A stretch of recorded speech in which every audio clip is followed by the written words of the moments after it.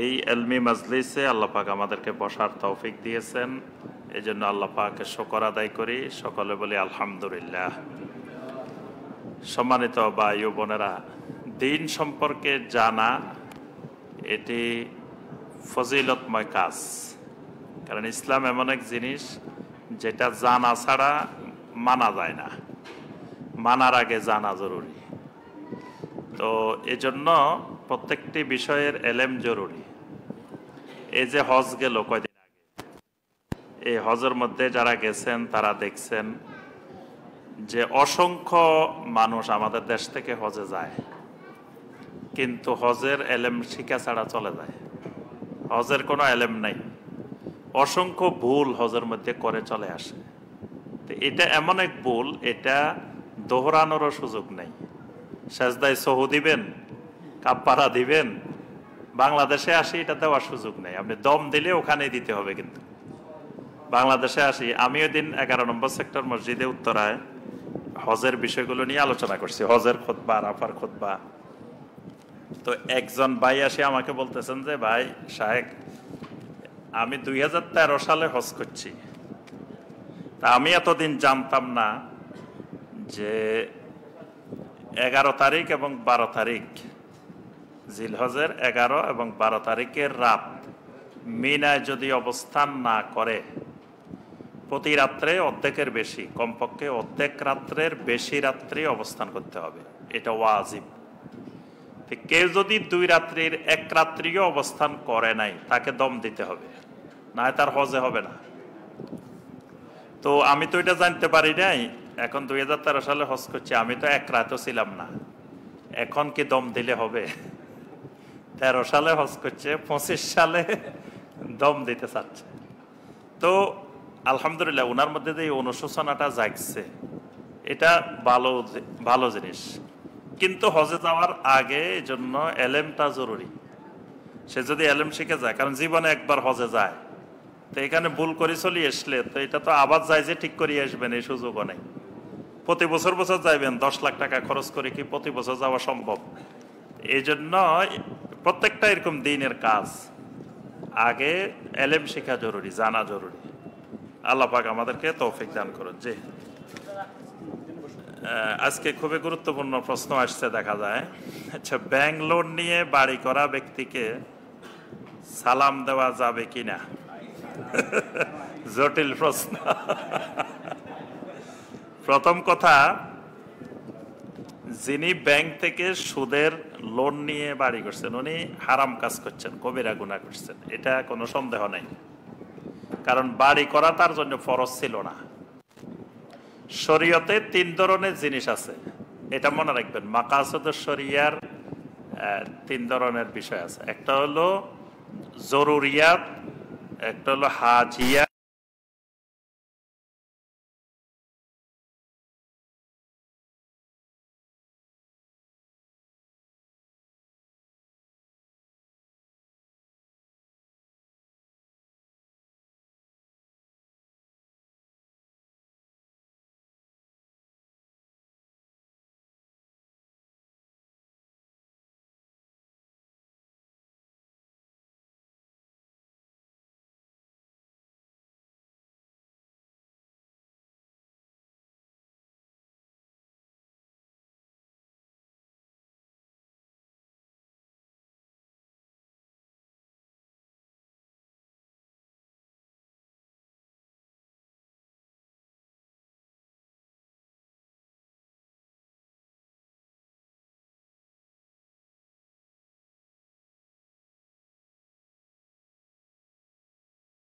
জীবন, এটা হলো জরুরিয়াত।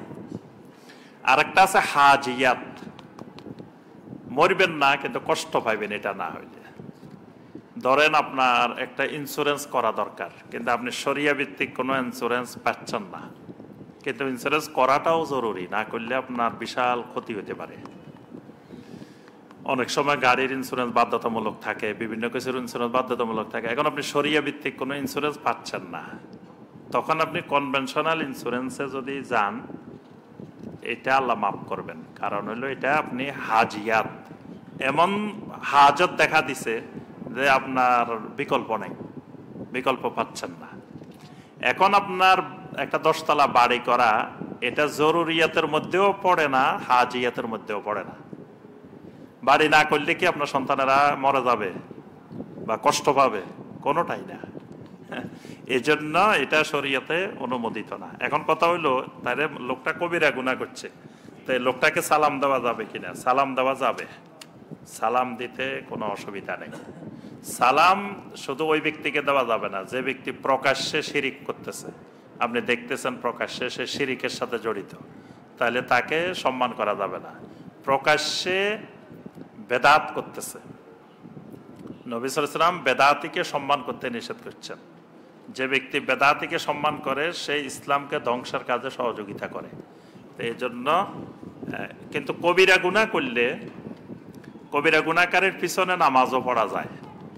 ইমাম সাহেব যদি কবিরা গুনাহ করে, ওই কবিরা গুনাহকারীর পিছনে আপনি নামাজ পড়তে পারবেন, আপনার নামাজ হয়ে যাবে।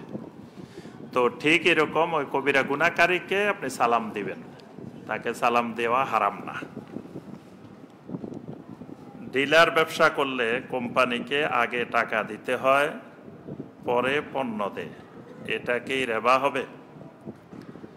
না, ঠিক আছে। যদি আপনি কোনো কোম্পানির ডিলার হন, তো কোম্পানির সাথে আপনার চুক্তি, কন্ট্রাক্ট যেভাবে হবে, কোম্পানি যদি বলে যে তোমাকে আমি এই মাল দিব, জিনিস দিব, পরে তুমি আগে টাকা পেমেন্ট করে দিবা, তাহলে এটাতে কোনো অসুবিধা নেই। কারণ এটা আপনার একদিনের চুক্তি না, এটা কন্টিনিউ আসতে থাকবে, কন্টিনিউ আসতে থাকবে।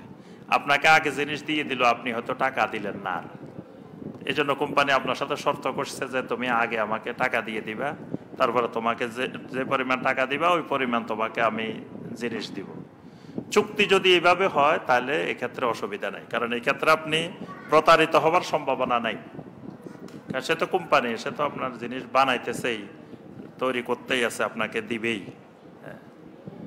আর একটা হলো, যদি কোম্পানি, আপনি ডিলার হওয়ার কারণে এই কন্ট্রাক্টে গেছেন, যদি ডিলার না, এমনি আপনি একটা কোম্পানি থেকে কিছু জিনিস কিনবেন সরাসরি, সেখানে শরীয়তের নীতিমালা হলো ইস্তেসনা। ইস্তেসনা চুক্তিতে যাবেন। ইস্তেসনা চুক্তিটা হলো আগে টাকা দিবেন, কিছু টাকা আগে দিবেন, আবার 6 মাস পরে আপনাকে জিনিসগুলো বানাই দিবে, ফ্যাক্টরি থেকে জিনিসগুলো বানায়। ধরো আপনি সোয়েটার অর্ডার দিচ্ছেন, প্যান্ট অর্ডার দিচ্ছেন বা শার্ট অর্ডার দিচ্ছেন, এগুলো বানাইতে সময় লাগবে তার 6 মাস 1 বছর পরে দিবে আপনাকে জিনিসগুলা। আপনি চাইলে একসাথেও আগে অগ্রিম টাকা দিয়ে দিতে পারেন, চাইলে কিস্তিতে কিস্তিতে, জিনিস যতদিনে তৈরি হবে ততদিনে কিস্তিতে কিস্তিতে টাকা দিলেন, টাকা দেওয়া শেষ, জিনিস আপনাকে বুঝাই দিবে। তো এটাকে বলে ইস্তেসনা, এটা শরীয়তে জায়েজ। আমার সেভিংস অ্যাকাউন্টে মাঝে মাঝে 100 থেকে 200 টাকা আসে এবং বছর শেষে তারা কিছু টাকা কাটে, এটা কি রিবা হবে? যদি আপনার সেভিংস অ্যাকাউন্ট হয় সুদভিত্তিক ব্যাংকে, তাহলে এটা অবশ্যই 100-200 টাকা, এটা রিবা, এটা সুদ। কারণ যারা দিচ্ছে তারাও স্পষ্ট বলে দিচ্ছে এটা আপনার সুদ। আর যদি শরিয়া ভিত্তিক কোনো ব্যাংকে হয়, তাহলে আপনাকে এখানে যে লাভ দিবে এটা সুদ হবে না, এটা শরীয়তে জায়েজ।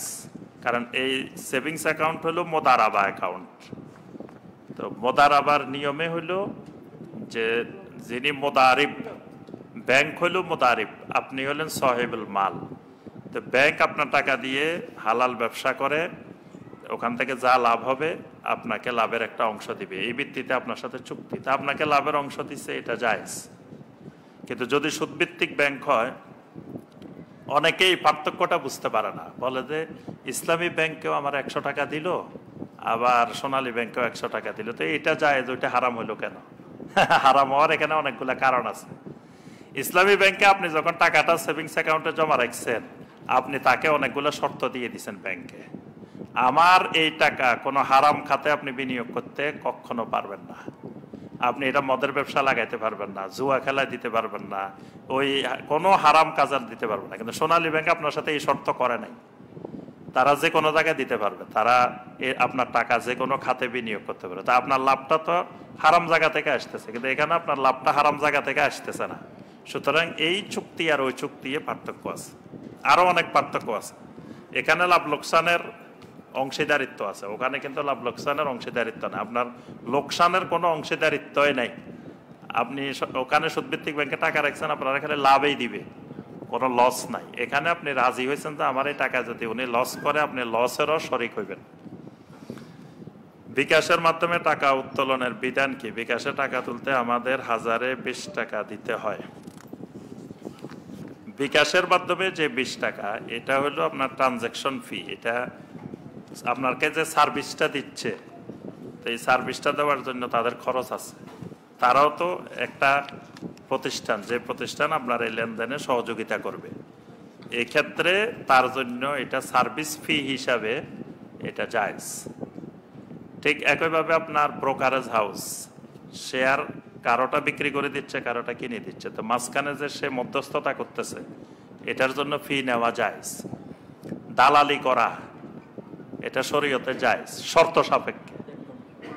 যেমন ধরেন আপনার জমি একটা বিক্রি করবেন, তো আরেকজন কিনবে, মাঝখানে একজন মধ্যস্থতা করে বিক্রি করে দিল, কিনে দিল, এটার কারণে সে সার্ভিস ফি নিতে পারে। তার যে সময় দিল, তার একটা এটার পিছনে সে মেধা দিল, বিভিন্ন কষ্ট করলো, এটার বিনিময়ে সার্ভিস ফি সে নিতে পারে। তো এরকম যে কোনো সেবার ক্ষেত্রে উজরা, শরীয়তের ভাষায় এটাকে বলা হয় উজরা, তো এটা নেওয়া জায়েজ। তবে এটা সীমা অতিরিক্ত নেওয়া হারাম। মানে খরচ হইল এই ক্ষেত্রে 5 টাকা, আপনি নিলেন 20 টাকা, এরকম অতিরিক্ত নেওয়াটা হারাম। নর্মালি যে পরিমাণ খরচ হয়, যে ধরনের খরচ হয়, এরকম নেওয়া এটা জায়েজ। আমি দীর্ঘ 6 বছর রাষ্ট্রায়ত্ত ব্যাংকে চাকরি করেছি। 2 মাস আগে সুদভিত্তিক এই প্রতিষ্ঠান থেকে রিজাইন দিয়েছি। প্রশ্ন হলো, শুধুমাত্র রিজাইন দেওয়ার সিদ্ধান্ত নেওয়ার সাথে সাথে কি আগের সুদ খাওয়ার অপরাধ মাফ হয়ে যাবে, নাকি কবিরা গুনাহ থেকে মুক্তি পেতে স্পেশাল কোনো আমল করতে হবে? খুবই গুরুত্বপূর্ণ জিনিস। প্রথম কথা, তাওবার 3টা পার্ট, এবং এই ক্ষেত্রে বান্দার হকের ক্ষেত্রে 4টা পার্ট। একটা পার্ট আপনি ছেড়ে দিলেন, সুদের চাকরি ছেড়ে দেওয়া। দ্বিতীয় পার্ট, অতীতে যে কাজটা করছেন এটার জন্য আল্লাহ সুবহানাহু ওয়া তাআলার কাছে লজ্জিত হওয়া, ইস্তেগফার করা। তৃতীয়ত, মৃত্যু পর্যন্ত আর দ্বিতীয়বার এটার সাথে সম্পৃক্ত না হওয়ার আল্লাহর সাথে অঙ্গীকার করা। চতুর্থত, এটার দ্বারা আল্লাহর কোনো বান্দারা ক্ষতিগ্রস্ত হইলে সেই ক্ষতিগ্রস্ততা দূর করা, মানে ওই আল্লাহর বান্দা থেকে ক্ষমা নেওয়া, ওই আল্লাহর বান্দার আর্থিক বিষয় হইলে তাকে ফেরত দেওয়া। তো আপনি তো এখানে শ্রম দিয়েছেন, চাকরি করেছেন, এখানে আপনার দ্বারা স্বাভাবিকভাবে কেউ ক্ষতিগ্রস্ত হয়নি। ক্ষতিগ্রস্ত হয়েছে হয়তো যারা মালিক, যারা ব্যাংকের কাজ লেনদেন করছেন, কার্যক্রম পরিচালনা করছেন, তাদের দ্বারা ক্ষতিগ্রস্ত হয়েছে, প্রতিষ্ঠান দ্বারা ক্ষতিগ্রস্ত হয়েছে, ব্যক্তি দ্বারা ক্ষতিগ্রস্ত হয়নি। তো এই ক্ষেত্রে আপনি ওইটা ছেড়ে দেওয়া, তওবা করা, এটাই আল্লাহর কাছে আপনার তওবা হিসাবে গ্রহণযোগ্য হবে ইনশাআল্লাহ। তবে আপনি যেটা করতে পারেন, যে ওই যে ইনকামগুলো ছিল, আসলে এটা যদি আপনি সঠিকভাবে যাচাই করেন, ইনকামগুলো বৈধ ছিল না। সুদভিত্তিক প্রতিষ্ঠান থেকে যে ইনকামগুলো আসে, ইনকামগুলো বৈধ না, আপনার চাকরিটাও বৈধ না। এই কারণে আপনি তো ওই ইনকাম দিয়ে অনেক বছর চাকরি করার কারণে আপনার অনেক সম্পদ হয়েছে বা অনেক টাকা পয়সা আছে, এগুলোর একটা অংশ আল্লাহর রাস্তায় খরচ করে দেওয়া। সেটা যে কোনো মানে মাদ্রাসা হোক, দ্বীনি প্রতিষ্ঠান হোক, যে কোনো মানব কল্যাণ হোক, যে কোনো বিষয়ে এরকম খরচ করে দেওয়া, যাতে আল্লাহ সুবহানাহু ওয়া তাআলা ওই সদাকার মাধ্যমে, ওই দানের মাধ্যমে আল্লাহ যেন সেটাকে মাফ করে দেন। এই জন্য আপনি, আমার পরামর্শ থাকবে, তওবা করার পাশাপাশি যতটুকু সম্ভব সর্বোচ্চ এটা আল্লাহর রাস্তায় খরচ করে দিবেন, দান করে দিবেন। তাহলে আশা করা যায় ইনশাআল্লাহ আল্লাহ পাক ক্ষমা করে দিবেন। আমার শাশুড়ি শ্বশুর দুইজনেই সুদী ব্যাংকে চাকরি করতেন। এখন শাশুড়ি আমাকে গহনা দিয়েছেন এবং পোশাক হাদিয়া দেন, এটা কি আমার জন্য পড়া বৈধ? আপনি যদি স্পষ্ট জানেন যে উনি সুদী ব্যাংকে যে ইনকাম, ওনার ইনকাম শুধু ওইটাই, সুদভিত্তিক ইনকামেই, তাহলে আপনার জন্য এগুলো বৈধ হবে না। কিন্তু যদি ওইটা ছাড়াও ওনার আরো ইনকাম আছে, ওনার জায়গা জমিন আছে বা আরো বৈধ অনেক জিনিস আছে, তো তিনি যদি ওইগুলা থেকে দেন তাহলে এটা আপনার জন্য বৈধ। এজন্য যিনি সুদ খায়, স্পষ্ট আমি জানি উনি সুদ খায়, ওই সুদখোরের বাসায় দাওয়াত খাওয়া জায়েজ নাই। ওই সুদখোর কোনো হাদিয়া দিলে, কোনো গিফট দিলে আমি যদি জানি স্পষ্ট, তাহলে সেটা নেওয়াও জায়েজ নেই। তো এই হিসাবে আপনাকে যদি শাশুড়ি আপনার খরচ চালাইতে বাধ্য না, জন্য উনি যেটা দিবে এটা হাদিয়া, এজন্য এটা জায়েজ। কিন্তু ধরেন স্বামী সুদ খায় বা স্বামী সুদের ব্যবসা করে, তাহলে স্ত্রীর খরচ চালানো স্বামীর উপরে ফরজ। এক্ষেত্রে জরুরি যতটুকু স্ত্রীর খরচ, এতটুকু স্বামীর ওই হারাম ইনকাম হইলেও সেটা স্ত্রীর জন্য জায়েজ। কিন্তু সেখানেও স্ত্রীর উপরে ফরজ যে তিনি সারা জীবন খালি হারাম ইনকাম করবে আর দিবে, এটা না। তিনি স্বামীকে ওই হারাম থেকে বিরত রাখার ক্ষেত্রে সহযোগিতা করবে। আমার শ্বশুরের ওয়ারিসি সম্পদে কি বাড়ি বানানো আমাদের জায়েজ হবে? উনি ব্যাংকে জব করতেন, ওনার লাগানো গাছের ফল, তার টাকার কেনা খাবার খাওয়া যাবে কি না? জি, ওনার যে ওয়ারিসি সম্পদ, সে ওয়ারিসি সম্পদ যদি, মানে ওয়ারিসি সম্পদ বলতে ওনার যে সম্পদ, আপনারা হয়েছেন ওয়ারিস, সম্পদ হলো মূলত উনি ওয়ারিসি সম্পদ না। দুই ধরনের হতে পারে, একটা হলো উনি ওনার বাপের থেকে পাইছেন বা উনি ওয়ারিসি সম্পদ পেয়েছেন, আর একটা হলো ওনার সম্পদ। তা আপনি জানেন যে উনি সম্পদটা হারাম ইনকাম দিয়ে করছেন, এটা আপনার কাছে স্পষ্ট। তো এক্ষেত্রে ওই ওয়ারিস হিসাবে আপনার জন্য ওই সম্পদ নেওয়া স্বাভাবিকভাবে বৈধ। ওনার সম্পদ হারাম ইনকাম হইলেও আপনার জন্য আর এটা হারাম না, এটা দায় দায়িত্ব ওনার, আল্লাহর কাছে জবাবদিহি করতে ওনাকে। তবে ওয়ারিসেরা যদি স্পষ্ট জানে যে ওনার বাবা যা ইনকাম করছে এগুলো সব হারাম ছিল, হারাম ইনকাম থেকে, তাহলে এই ক্ষেত্রে উচিত হলো বাবাকে জাহান্নাম থেকে বাঁচানোর জন্য এই হারাম ইনকামগুলো মানব কল্যাণে, জনকল্যাণে খরচ করে দেওয়া। তারা এই সম্পদের মালিকানা না নিয়ে, মানে তারা ওয়ারিস হিসাবে এগুলো খরচ করে দেওয়া, যাতে আল্লাহ তার বাবাকে জাহান্নামের থেকে রক্ষা করেন। আর ওখানে বাড়ি বানানো জায়েজ হবে কিনা? স্বাভাবিকভাবে যদি সম্পদ জায়েজ হয় তো বাড়ি বানানো জায়েজ, আর গাছ লাগাইলে গাছের ফলও জায়েজ। তবে ওনার ইনকাম হারাম হইলে ওই ইনকামের খাবার এটা তার জন্য জায়েজ হবে না। কিস্তিতে ফ্রিজ, এসি যে কোনো জিনিস কিনলে 6 মাসে একরকম দাম আর 6 মাস পর পরিশোধ করলে দাম বেড়ে যায়, এটা কি সুদ হবে? জি, প্রথম কথা যেটা, যে আপনি 6 মাসে বলছেন যে এক দাম, 6 মাস পরে পরিশোধ করলে দাম বেড়ে যায়, এটা অবশ্যই রিবা। আপনি যখন জিনিসটা কিনবেন এটার কন্ট্রাক্ট হবে মোরাবাহা, মানে আপনি ফ্রিজটা কিনলেন মোরাবাহা পদ্ধতিতে। মোরাবাহা পদ্ধতি মানে আপনি জিনিস নিছেন, টাকা দিবেন কিস্তিতে, 6 মাসের কিস্তিতে। তো এখন 6 মাসে আপনি পুরা টাকা দিতে পারেন নাই, বা এক কিস্তি 2 কিস্তি পরিশোধ করতে পারেন নাই। এখন যদি আপনার থেকে অতিরিক্ত কোনো টাকা নেয়, এটা তার জন্য রিবা, এটা সুদ। এখন ধরেন আপনি এরকম নিলেন না, তো না নিয়ে বললেন যে ঠিক আছে কেউ দেরি করলে কোনো টাকা নেওয়া যাবে না, যেহেতু এটা সুদ। এবার বাঙালির যে অভ্যাস, বাঙালি আর টাকাই ফেরত দিবে না, যেহেতু আর অতিরিক্ত দেওয়া লাগবে না, তো আমি 6 মাসে দিব কেন, আমি 2 বছরে দিব, 2 বছর ধরে ঘুরামো। 6 মাসে দিলেও এত টাকা, 2 বছরে দিলেও এত টাকা। এই জন্য আপনার সৌদি আরবের সর্বোচ্চ ওলামা পরিষদ এবং আন্তর্জাতিক যতগুলো শরিয়া বোর্ড আছে অর্থনীতির ক্ষেত্রে, ফিকহুল মুআমালাতের ক্ষেত্রে, বিশেষ করে বর্তমান দুনিয়াতে সবচাইতে গ্রহণযোগ্য আউফি, বাহরাইন ভিত্তিক ইসলামী এই শরিয়ার বিষয়গুলো, অর্থনৈতিক ক্ষেত্রে শরিয়ার বিষয়গুলো যারা পরিচালনা করেন, সারা ওয়ার্ল্ডের সর্বোচ্চ ওলামাদেরকে নিয়ে তারা গবেষণা করেন, করে শরিয়ার নীতিমালাগুলো, অর্থনীতির ক্ষেত্রে নীতিমালাগুলো দেন। তো এই আউফির নীতিমালা এবং আরও অন্যান্য নীতিমালা অনুযায়ী তারা বলছেন যে সামান্য পরিমাণ এরকম যদি ঘটে তাহলে নেওয়া দরকার নেই, নেওয়াটা হারাম। কিন্তু যদি প্রতিষ্ঠান দেখে সে যদি এভাবে ছাড় দেয় যে 6 মাসের জন্য নিছে, 6 মাসের থেকে দেরি করলে তার আর কোনো টাকা দেওয়া লাগবে না, তাহলে দেখতেছে যে সে মানুষ আর টাকাই দিচ্ছে না, তাহলে সে অবশ্যই জরিমানা নির্ধারণ করতে পারবে, এটা তার জন্য শরীয়তে বৈধ।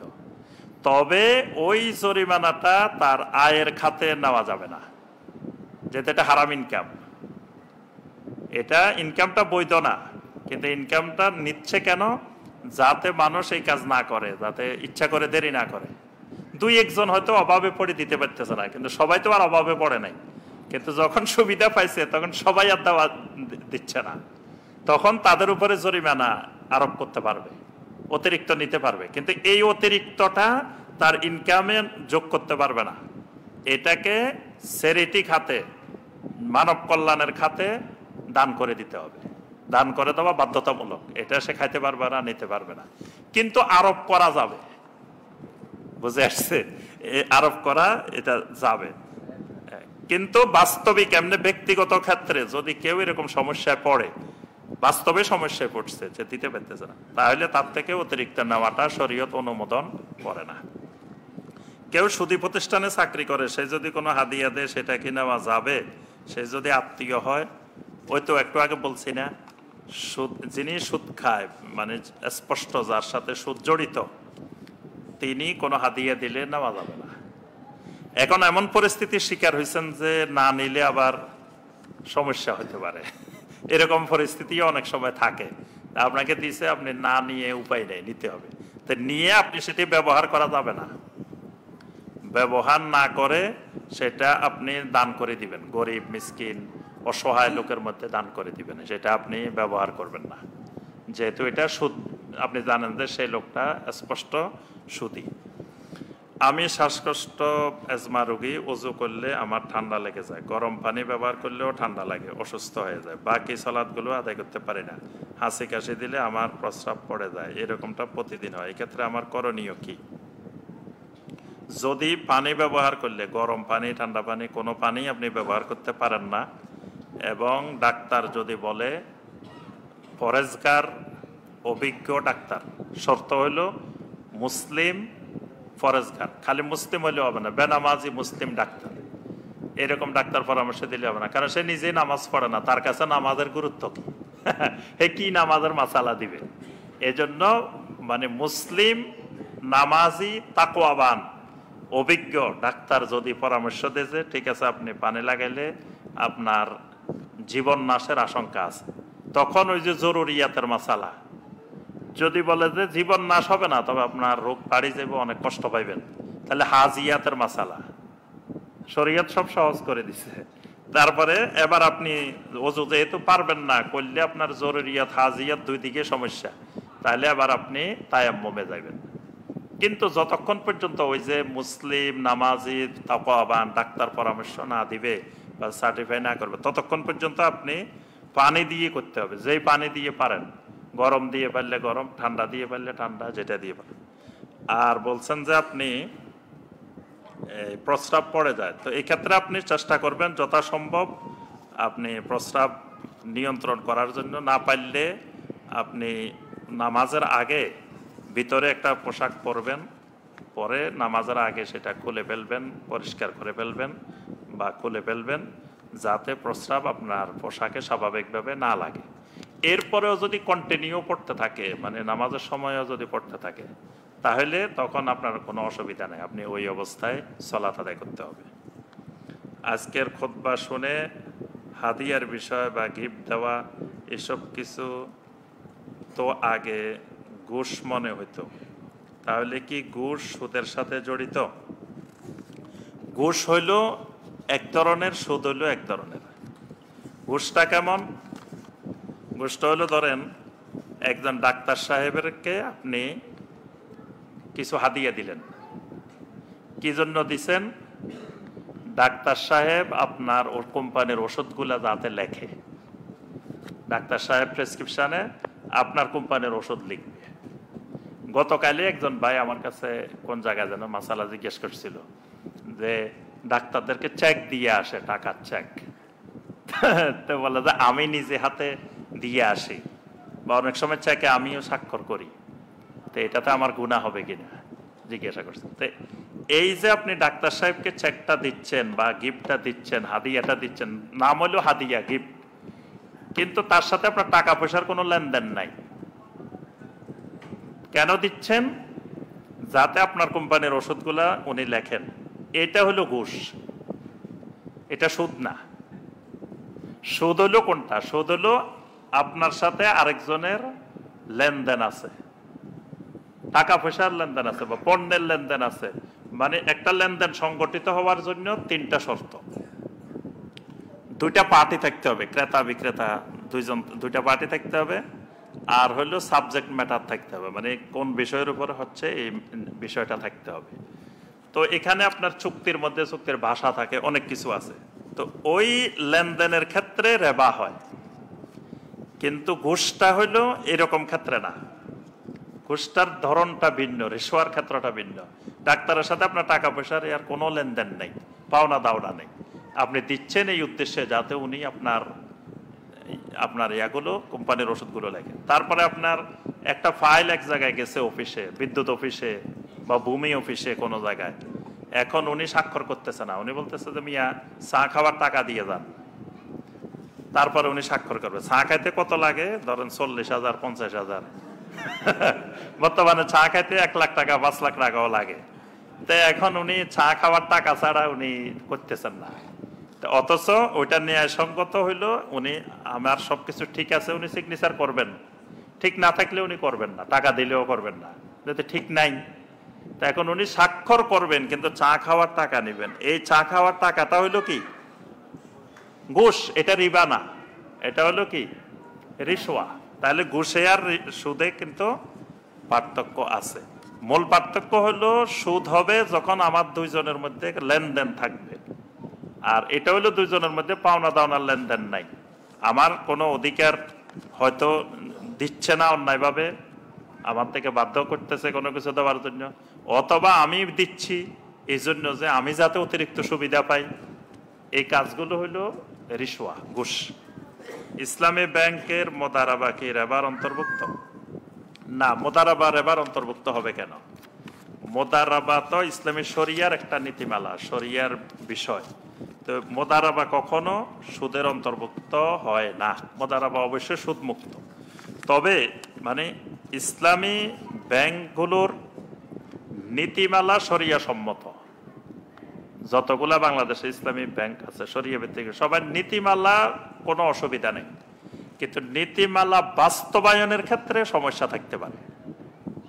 আইন কানুনে কোনো অসুবিধা নেই, আইন কানুন শতভাগ শরিয়া সম্মত, কিন্তু আইন কানুন বাস্তবায়ন যারা করবে তারা যদি ইসলামী অনুশাসন না মানে, ইসলামী বিধিবিধান না মানে, সেই ক্ষেত্রে সমস্যা থাকতে পারে।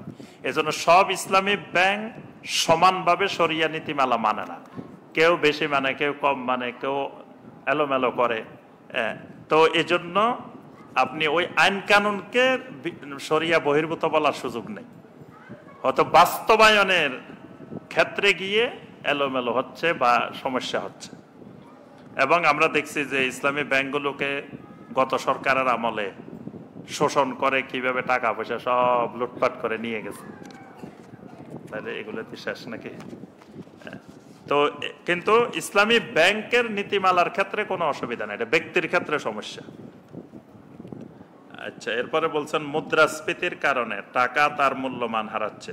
এখন আমি যদি কাউকে 100 টাকা ধার দিয়ে 1 বছর পর ফেরত পাই এবং মুদ্রাস্ফীতি যদি 10% হয়, তাহলে তো আমি মূলত 90 টাকা ফেরত পাচ্ছি। এখন তাহলে মুদ্রাস্ফীতির সমান হারে বাড়তি টাকা নেওয়াও কি সুদ হবে? যদি সুদ হয় তাহলে আমি কাউকে টাকা ধার দেওয়া মানে আমি তো লোকসানে থাকবো। জি, খুবই গুরুত্বপূর্ণ প্রশ্ন। আপনি যিনি টাকা ধার দিবেন, কর্জ দিবেন, টাকা ধার দেওয়ার মানে কিছু যোগ্যতা থাকতে হয়। ইসলাম সবাইকে টাকা ধার দিতে বলে নাই। তো যিনি টাকা ধার দিবেন উনি ডোনেশন করার যোগ্যতা থাকতে হবে ওনার কাছে। যিনি টাকা ধার দিবেন ওনার কাছে কিছু যোগ্যতা লাগবে, না হয় টাকা ধার দেওয়া যাবে না। ডোনেশনের যোগ্যতা থাকতে হবে। ডোনেশনের যোগ্যতা মানে কি? কোনো কারণে আপনি টাকাটা দিতে পারবেন না, আপনি নিজেই মানে দেউলিয়া হয়ে গেছেন, আপনি তাফলিস, আপনাকে দেউলিয়া ঘোষণা করা হয়েছে, প্লাস হয়ে গেছে। মানে দেউলিয়া কখন হয়? যখন পাওনার চেয়ে দেওনা বেশি, মানে আমার যে সম্পদ আছে সম্পদের থেকে আমার ঋণ বেশি হয়ে গেছে, তখন দেউলিয়া। তো এখন আপনি টাকা ধার দিচ্ছেন, তো টাকা ধার দিয়ে না পাওয়ারও সম্ভাবনা থাকতে পারে, কারণ এই লোক অক্ষম হয়ে যেতে পারে, বা যে কারণে ধার নিছে সেটা তার মার গেছে, তার সমস্যার সৃষ্টি হয়েছে, তা আপনার টাকা তো ফেরত নাও পাইতে পারে। তাহলে এখানে তো আপনি বলছেন যে 100 টাকা 90 টাকা পাচ্ছেন মূল্যস্ফীতির কারণে, আপনি 1 টাকাও না পাইতে পারেন। 90 টাকা পাইতেছেন তো বিশাল পাই গেছেন, কিন্তু 1 টাকা না পাওয়ারও সম্ভাবনা আছে। এবং দেউলিয়ার বিধান আছে শরীয়তে, যে আপনার দেউলিয়া হয়ে গেলে কোনো প্রতিষ্ঠান এখন কিছু সম্পদ আছে, ঋণগ্রস্তদেরকে দিতে হবে, তো কিভাবে বন্টন করতে হবে, আগে কাকে দিতে হবে, তারপরে কাকে দিতে হবে, তারপরে কাকে দিতে হবে। এখন দেখা গেল শেষে আসি আপনার দিছিলেন 1 লাখ টাকা, 1000 টাকা পাইছেন, এটাও হইতে পারে দেউলিয়া হয়ে গেলে। কিছুদিন আগে কিন্তু আমাদের বাংলাদেশ ব্যাংকের গভর্নর বলছে যে একটা ব্যাংক দেউলিয়া হয়ে গেলে আপনি সর্বোচ্চ কত 10,000 না কত পাইতে পারেন, এরকম বলছে, একটা সংখ্যা বলছে। আপনার টাকা আছে অনেক, কিন্তু আপনি পাইবেন 10,000, এটাও হইতে পারে। তো এই ক্ষেত্রে এই ঋণের ক্ষেত্রে মানে আপনি যখন কর্জে হাসান দিবেন, তখন মূল্যস্ফীতি যতই ঘটুক, কিন্তু আপনি বেশি নেওয়ার সুযোগ, 1 টাকাও বেশি নেওয়ার সুযোগ নাই। ওই সময়ের 1000 টাকা, আর এখন যদি এটা মূল্যস্ফীতির কারণে 500 টাকাও হয়, তো আপনি ওই যেটা দিচ্ছেন ওই সমপরিমাণ টাকায় নিতে হবে। তবে এই ক্ষেত্রে একটা নীতিমালা আছে শরীয়তের, সেটা হইলো যিনি ঋণ নিছেন ওনার সাথে কোনো শর্ত নাই বেশি দেওয়ার, কোনো ধরনের কোনো কথাবার্তাও নাই, সামাজিক প্রচলনও নাই। কিন্তু উনি দেওয়ার সময় চিন্তা করলো, আমি তো টাকাটা নিছি যখন 2 বছর আগে, তখন তো আসলে টাকার মান ছিল এরকম, 1000 টাকা যা পাওয়া যেত, এখন তো 1000 টাকা তা পাওয়া যায় না।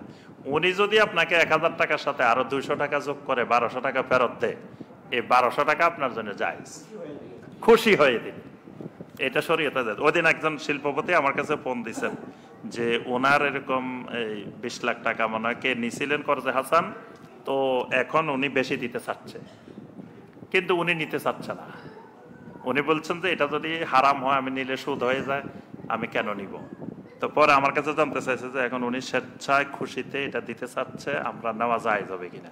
তাই আমি বলছি এটা জায়েজ হবে, যদি শর্ত, শরীয়তে শর্ত হইলো যদি চুক্তিতে এরকম বেশি দেওয়ার কথা না থাকে, অথবা উনি কোনো চাপে পড়ি না দেয়, সামাজিক কোনো প্রচলন, অনেক জায়গায় হয়তো এরকম প্রচলন করে রাখছে যে কোনো লেনদেনের সময় কোনো কথাবার্তা হবে না, কিন্তু দেওয়ার সময় বাড়াই দেওয়া লাগবে, অটো ট্রেডিশন, এটা হইলেও সুদ হবে কিন্তু রেবা হবে। এরকম অটো ট্রেডিশন নাই, কিন্তু উনি খুশি হয়ে এসেছে যে ওনার টাকাটা দিয়ে আমি অনেক উপকৃত হয়েছি, আমার অনেক লাভ হয়েছে, তাহলে আমি কিছু টাকা বেশি দিই, অসুবিধা কি, তাহলে এটা শরীয়তে জায়েজ। এবং নবী সাল্লাল্লাহু আলাইহি সাল্লাম যখন কারো থেকে ঋণ নিতেন, দেওয়ার সময় রাসূল বাড়াই দিতেন নবী সাল্লাল্লাহু আলাইহি সাল্লাম। এবং এরকম যারা ঋণ নেয় তাদেরকে নবী সাল্লাল্লাহু আলাইহি সাল্লাম বলছেন, তোমার ঋণটা যেন উত্তম ঋণ হয়, উত্তম ঋণের বৈশিষ্ট্য দেওয়ার সময় বাড়াই দেওয়া, কোনো প্রকারের কন্ট্রাক্ট ছাড়া। ব্যবসায়ী নীতিমালা সম্পর্কে একটি বই সাজেস্ট করুন যাতে আমরা উপকৃত হই, অথবা আপনার কথা আলোচনার বিষয়বস্তুগুলো কোন বইয়ে পাবো। এটার সবচেয়ে মানে যদি মানে সবচেয়ে ভালো জ্ঞান অর্জন করতে চান, তাহলে এই বিষয়ে ওই যে আউফির শরিয়া স্ট্যান্ডার্ড, মানে বাহরাইন ভিত্তিক যে আউফি মানে হলো auditing and accounting institution of financial organization, মানে যত পৃথিবীর যত ফাইন্যান্সিয়াল অর্গানাইজেশন আছে সব ইনস্টিটিউটের জন্য তারা এখানে অডিটিং অ্যান্ড অ্যাকাউন্টিং এর শরিয়া নীতিমালাগুলো ইয়ে করে। তো এখানে তাদের 61টাই পর্যন্ত শরিয়া স্ট্যান্ডার্ড আছে। তো এগুলো পড়লে একেবারে বিস্তারিত প্রত্যেকটা ব্যাপারে, অর্থনৈতিক ব্যাপারে জানতে পারবেন। তো আর বাংলা ভাষায়ও অনেক বই আছে। ইদানিং আমাদের ডক্টর মনজুর এলাহি হাফেজাহুল্লাহ তিনি একটা বই বের করেছেন, ফিকহুল মুআমালাত আল মালিয়া, মানে ইসলামের অর্থনৈতিক নীতিমালা, এরকম একটা বই আছে, ছোট বই, কিন্তু এটার মধ্যে অনেক গুরুত্বপূর্ণ এই লেনদেনের বিষয়গুলো এখানে আছে। আরো অনেক বাংলা ভাষায় বই আছে, এগুলো পড়লে ইনশাআল্লাহ জানতে পারবেন। আচ্ছা, এক পণ্য যদি রিচ দেশে বেশি দামে সেল করি আর গরিব দেশে কম দামে সেল করি, এটাকে কি রেবা বলে? না, ঠিক আছে, এটা এটা জায়েজ আছে যে জিনিসটা মানে আপনি একটা জিনিসের লাভ কত করবেন ইসলাম এটা নির্দিষ্ট করে নাই।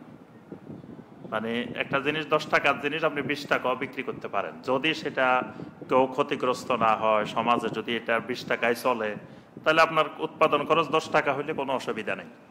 তো এখন আপনি ধনী দেশে এটা যেহেতু তাদের টাকার অভাব নাই, এখানে আপনি বেশি দামে বিক্রি করলেন। আবার গরিব দেশে চিন্তা করলেন যে এখানে মানুষের অর্থনৈতিক সংকট এখানে কম, তাহলে আপনার এটা রিবা হবে না। আচ্ছা, বিল্ডিং নির্মাণ কোম্পানিগুলো অনেক সময় নিচের তলায় কাজ চলতে থাকার সময় উপরের তলার টাকা নিয়ে থাকেন, তাহা কি রেবার আওতায় পড়বে? জি, এক্ষেত্রে যদি আপনার মানে ওই চুক্তি আগে করা যাবে, মানে আপনার প্লট নির্মাণ করবে, চুক্তিটা আগে হবে, চুক্তিটা আগে হয়ে আপনাকে প্লট নির্মাণ করে বুঝাই দিবে। তো এই ক্ষেত্রে আপনার থেকে যদি ওই যে তখন আপনার এটার কন্ট্রাক্ট হবে সালাম অথবা ইস্তেসনা, মানে টাকা আগে নিবে, এই শর্তের ভিত্তিতে আপনাকে এরকম এরকম এরকম একটা প্লট বানাই দিবে, এত স্কোয়ার ফিট, এত এটা এত এটা সব বর্ণনা থাকবে। এই চুক্তিতে আপনি রাজি হইলেন, রাজি হয়ে আগে টাকা দিলেন, পরে এত দিনের মধ্যে সে আপনাকে বানাই দিবে। তো এটা অসুবিধা নেই। এটা যদি নিচের তলায় কাজ চলে, উপরের তলার টাকাও যদি আপনার থেকে নেয়, এটা শরীয়তে জায়েজ। কিন্তু এটা দুই ধরনের, এটা একটা পদ্ধতি। আর একটা পদ্ধতি হলো পুরাপুরি বানাই তারপরে উনি মালিক হয়ে তারপরে উনি বিক্রি করা, সেটা আরেকটা পদ্ধতি, সেটাও শরীয়তে জায়েজ। দোকান ভাড়ার সময় সিকিউরিটির নামে বড় অঙ্কের টাকা নিয়ে থাকেন, যা কর্তন কিংবা ফেরতযোগ্য, তাহা কি রেবার আওতায় পড়বে? এখানে সিকিউরিটির নামে বড় অঙ্কের টাকা নেওয়া এটা হারাম। সিকিউরিটির নামে বড় অঙ্কের টাকা নেওয়া, সিকিউরিটি নেওয়া জায়েজ। সিকিউরিটি হলো গ্যারান্টি, মানে আপনি ভাড়া নিচ্ছেন, কোনো কারণে আপনি 1 মাসের ভাড়া না দিয়ে পালাই গেছেন, আপনার আর খুঁজে পাচ্ছেন। অনেক সময় ভাড়াটিয়া রাত্রে চলে যায়, মালিককে না বলি, তো দেখা গেছে যে এই মাসের ভাড়া হয়তো পাই নাই, তার কাছে 2 মাসের ভাড়া বাকি। তারপরে তাকে কই পাইব খুঁজে, মোবাইলও বন্ধ, সিমও পাল্টাই ফেলছে, তাহলে তার ভাড়া পাওয়ার সম্ভাবনা নাই। অথবা কিছু ক্ষতি করে ফেলছে আপনার বাড়ির মধ্যে, তাই এগুলার জন্য আপনি সর্বোচ্চ 2 মাসের ভাড়া, 1 মাসের ভাড়া, এরকম একটা মানে টাকা আপনি রাখতে পারেন সিকিউরিটি হিসেবে। তবে এই টাকার মালিক কিন্তু আপনি না, এই টাকা মালিক ওই লোক। এই জন্য ওই লোক কিন্তু জাকাত দেওয়ার সময় এই টাকারও জাকাত দিতে হবে, হিসাব দেখতে হবে। টাকা আপনার কাছে কিন্তু মালিক উনি, তো আপনি যতদিন সে এখানে থাকবে ততদিন আপনি টাকা এগুলো আপনার কাছে থাকবে। পরবর্তীতে এসে যাওয়ার সময় আপনি ভাড়া হিসাবে কেটেও দিতে পারবেন বা সে নগদও নিয়ে যেতে পারবে। এই টাকা 2 ভিত্তিতে রাখা যাবে।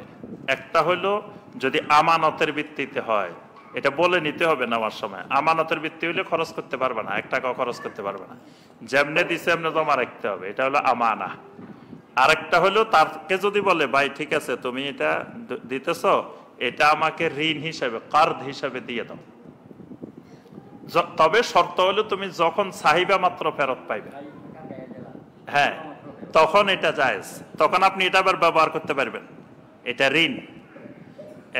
কিন্তু যেমন ধরেন আমরা যে কারেন্ট অ্যাকাউন্টে টাকা রাখি, কারেন্ট অ্যাকাউন্ট কিন্তু ঋণ, লোন, ব্যাংকের কারেন্ট অ্যাকাউন্ট যেগুলো চলতি হিসাব, এগুলো ঋণ। তবে শর্ত হইলো আপনার ঋণ দিতেছি কিন্তু আমি যখন ছামো তখন আমাকে দিয়ে দিবেন, কোনো লাভ দেওয়া লাগবে না। হ্যাঁ যাবে, কর্জে হাসানা বলি তো এটা আরো সুন্দর হয়, সিকিউরিটি না বলে কর্জে হাসানা। তবে সিকিউরিটি বললে তখন এটা কিন্তু বন্ধকের হিসাব মতো হয়ে যাবে, তখন এটা আর ব্যবহার করা যাবে না, ওটা যেভাবে আছে ওইভাবে রাখতে হবে। আমার প্রশ্ন হলো আমাদের কি সফটওয়্যার এজেন্সি ক্লায়েন্টের সাথে মাসিক চুক্তিতে কাজ করে, আমরা 1 মাস কাজ করলে ওইটার ফি পুরোটা আগে নিয়ে থাকি এবং তারপর সার্ভিস প্রোভাইড করি, এটাকে জায়েজ? এখানে আপনারা মানে এজেন্সি হিসাবে কাজ করেন, মানে তাদের কাছে সফটওয়্যার এজেন্সি আচ্ছা আপনার থেকে সফটওয়্যার নেই, তো মাসিক চুক্তিতে কাজ করেন, এটা নেওয়া যেতে পারে। এটা যেমন বাড়ি ভাড়ার ক্ষেত্রে আমরা মাসের শুরুতে যদি বলি যে ভাড়াটা তুমি মাসের শুরুতে দিয়ে দিবে, তা আপনার সেবাটা নিবে এটা মাসের শুরুতে মানে আগে নিয়ে নিবে। তারপর অনেক সময় ইন্টারনেট বিল আগে নিয়ে নেয়, এই বিল আগে নিয়ে নেয়, বিভিন্ন বিল আগে নিয়ে নেয়, কিন্তু সেটা খরচ হয় নাই। এটা নেওয়া যাইতে পারে, এটা শরীয়তে নিষিদ্ধ না। আচ্ছা, কেউ একসাথে ইয়ারলি প্ল্যান কিনলে ওইটার বিল 90 টাকা থাকতে পারে, এটা কি জায়েজ? যেমন মানি, এটা বুঝি নেই কথাটা। আচ্ছা, বলছেন যে কেউ যদি 12 মাসের বিল করে 120 টাকা আসে, একসাথে ইয়ারলি প্ল্যান করলে 90 টাকা আসে, এটা কি জায়েজ হবে কিনা? এই পাশেও আছে অনলাইন সফটওয়্যার সাবস্ক্রিপশন নিয়ে, একই সফটওয়্যারের মান্থলি এবং ইয়ারলি প্ল্যান থাকে, কিন্তু তাদের প্রায় সমান থাকে না। বুঝতে পারছি, জি। মানে দেখা গেল যে বলল যে আপনি যদি 1 বছরের নেন তাহলে 90 টাকা দিলে হবে, প্রতি মাসে 90 টাকা করে পড়বে গড়ে। আর যদি আপনি 1 বছরের না 1 মাস 1 মাস নেন তাহলে 120 টাকা পড়বে। তো এই ক্ষেত্রে যদি বাস্তবিকেই তার মানে 1 বছরের জন্য যার সাথে কন্ট্রাক্ট হচ্ছে, তার তো সে 1 বছর নিশ্চিন্তে তার সাথে ব্যবসা করতে পারবে। আর যে 1 মাস 1 মাস নিচ্ছে, 1 মাস আসতে 1 মাস যাবে, এই ক্ষেত্রে কম বেশি হইতে পারে। এই ক্ষেত্রে কম বেশি হইলে এটা শরীয়তে অসুবিধা হবে না।